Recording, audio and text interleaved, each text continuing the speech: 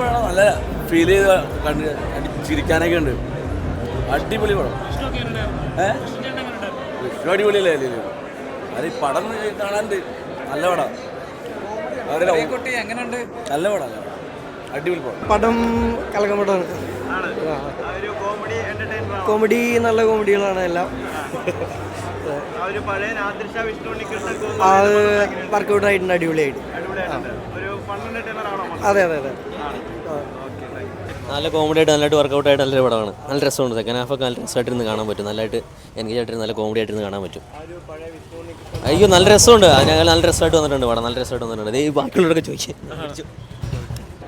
പറയാതെ പറയുന്ന ഒരു പൊളിറ്റിക്സ് കൂടി ഉണ്ട്. അത് ഇപ്പോഴത്തെ ഒരു സിറ്റുവേഷനാണ് അത് പറയുന്നത്.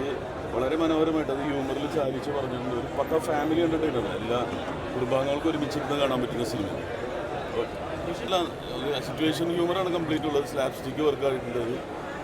നമ്മൾ കണ്ടു പരിചയിച്ച മലയാള സിനിമയുടെ കുറേ കാര്യങ്ങളുണ്ട്. അത് തിരിച്ചു വന്ന പോലെ മതി. കട്ടപ്പന വേറൊരു ഇതായിരുന്നു.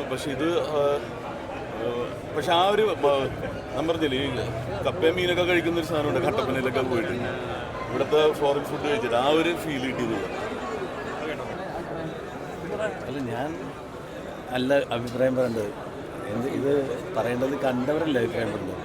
ഞാൻ ഹാപ്പിയാണ്. എനിക്ക് ഇനി ബാക്കിയുള്ളവർ കൂടി അവരാണ് പറയേണ്ടത്.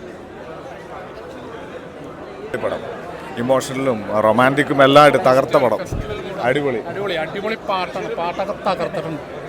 സൂപ്പർ പാട്ടായിരുന്നു. നല്ല പടം, നല്ല പടം, നല്ല പടം. ഒന്നും പറയാനില്ല കേട്ടാ. നല്ല പടം, നല്ല കുടുംബ പടം. Same super. നല്ല പടം, നന്നായിരിക്കും.